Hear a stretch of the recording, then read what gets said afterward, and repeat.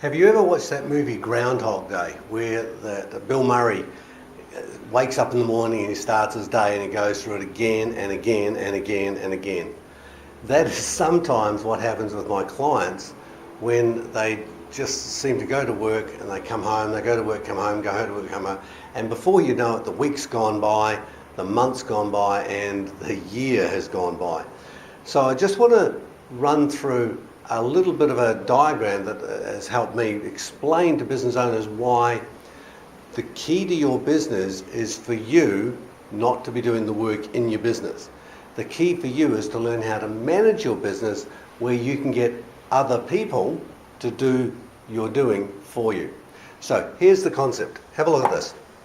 So where we start from is we typically do our trade, and we might do it as a fitter machinist, we might do it as a mechanic, we might do it as a brake specialist, whatever the trade is that you do. And you come away and initially you start work to learn your craft after you've done your apprenticeship, and you become a team member. And so you're a member of a team and you're doing the doing of learning the craft and actually applying what you've been learning throughout your apprenticeship. Now, if you do this well, then you end up getting promoted, and you might get promoted up to become a team leader.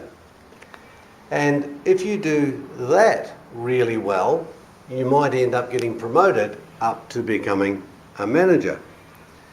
Now, as managers look after two separate parts of the business. And typically, this business management, where you're a manager, looks after, firstly, the operations, and secondly, you learn about the business. Now, when you're looking at managing the operations side of your business, you're interested in, do you have enough staff?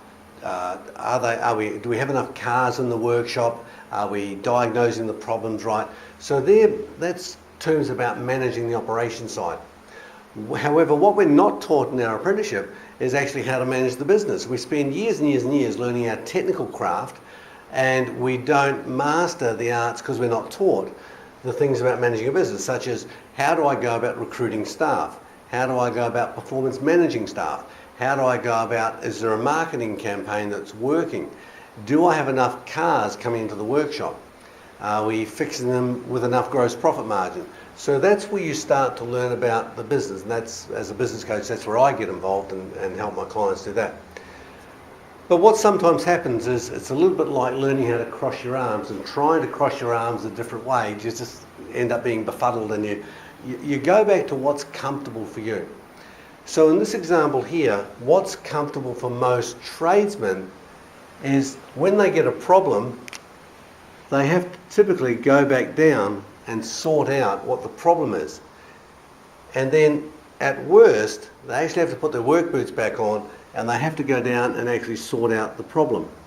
So what happens with most small business owners is they're ending up being caught out on this round robin or the Groundhog Day, where they just keep going around and around in circles and they don't seem to get enough done. So here's one way of putting it into perspective. So over here on the right hand side of this little graph, these people here, team members, typically think on an hourly basis. Team leaders are more worried about weekly. Managers typically focus on what's happening each month.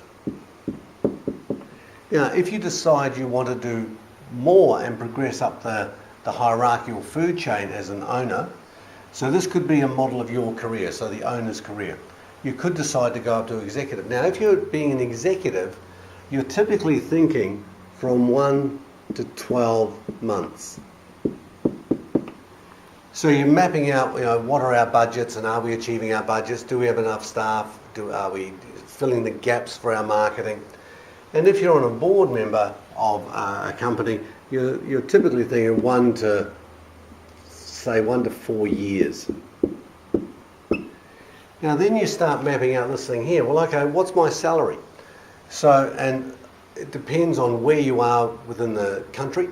as to what salaries you might have to be paying. You're up in a mining town, the salaries might be quite high, but if you're down in one of the cities, let's say we're talking about a team member and that person might be on $50,000 a year.